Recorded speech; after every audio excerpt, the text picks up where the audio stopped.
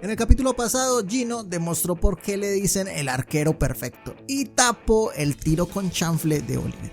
A eso hay que sumarle un remate de Matsuyama y uno de Hyuga. Para responder la pregunta futbolera del capítulo pasado, para mí el primero en ganar el Balón de Oro entre estos cuatro será Mbappé, solo porque creo que Francia va a ganar la Eurocopa. Para más preguntas futboleras, ir al minuto que aparece en pantalla. Bueno gente, hoy en otro resumen, Supercampeones capítulo 10. ¡Acción! Con un arquero como Gino, Japón la tiene complicada. En la tribuna los argentinos están sorprendidos con el nivel de Oliver y su estilo suramericano. En el campo Japón sigue presionando a los italianos, ganando balones en el medio con los hermanos Coriotto, que como no, se la dan al 10, que es el que sabe, que hace un pase largo de primera a Anita, que también de primera, esta gente juega de memoria, saca su tiro de halcón, el cual tapa a Gino sin ni siquiera tener que tirarse. Fácil.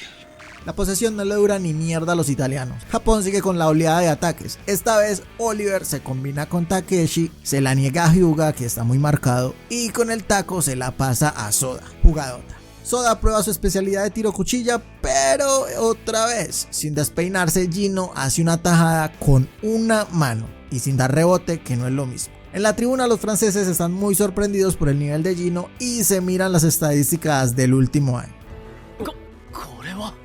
De todos los partidos que ha jugado, el arquero italiano solo recibió un gol. Fue en un partido contra el Hamburgo de Benji, donde quien sino el Kaiser Snyder le hizo un golazo de último minuto desde fuera del área.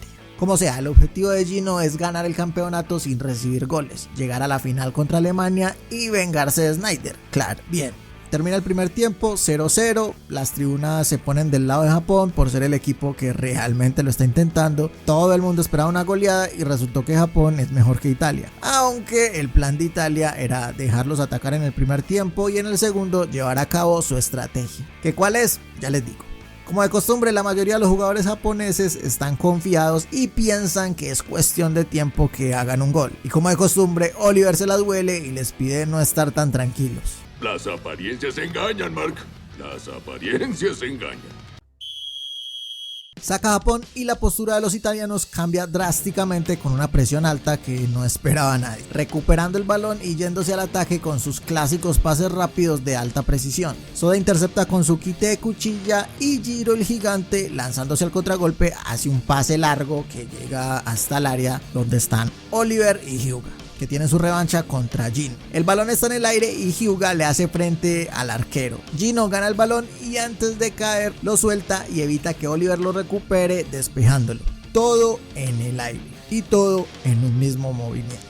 Impresionante. No está mal, no está mal. Y no solo eso, no es un despeje cualquiera, es un pase que inicia un contragolpe. El plan de Italia salió al pie de la letra. En defensa solo quedan Bruce y Matsuyama, o Arman para los vieja escuela, contra 4 italianos que los dejan atrás muy fácil. Ya saben, pase, pase y pase. Richard intenta una chique rápido, pero es un 2 contra 1 y no tiene nada que hacer. Con un simple pase al costado es suficiente para que Italia anote el 1-0.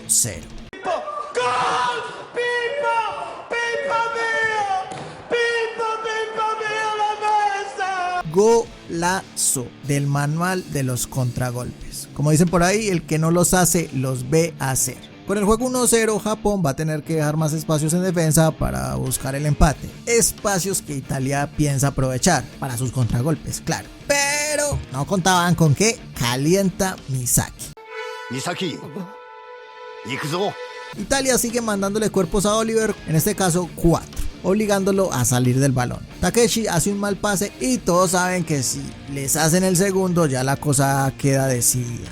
Excelente, todo está saliendo muy bien. Afortunadamente Richard también juega y hace la parada más importante del partido para Japón. Bien, partidazo. Pero no importa, la estrategia sigue siendo la misma. Presiona al capitán para que salga del balón, que esta vez se juega la individual para hacer un largo tiro con efecto, casi desde la mitad de la cancha. Aunque se necesita algo mejor que eso para hacerle gol a Italia. Gino tiene dominado el movimiento, un paso atrás, salto, la para con una mano y mata el efecto despejando con la otra. De nuevo, todo en un mismo movimiento. ¿Hay algo que este joven no haga bien? Ahí inicia la contra italiana que logra frenar Matsuyama, menos mal. La defensa japonesa se pone las pilas también porque saben que si dan más oportunidades a los italianos, baila. El problema es que el tiro con efecto no funciona. Oliver se puso a inventar diciendo que no era su único truco, pero hasta donde recordamos no ha tenido ningún entrenamiento especial y resulta que no sabe qué más puede hacer. Piensa. El reto de pasar el medio campo, luego la defensa, llegar sin que le hayan dado una patada ni haber perdido una pierna y llegar cómodo para hacer el mejor remate posible no es tan fácil. Además, eso no garantiza que sea gol. Todavía tendría que vérselas con Gino. No se diga más. El protagonista necesita ayuda, es el momento perfecto para que entre Misaki. Sale uno de los hermanos, entra la pareja de oro, el hermano de otra madre, el dúo soñado, la pareja explosiva. Bueno, se entiende. Bueno, ¿ya? Ok, ya.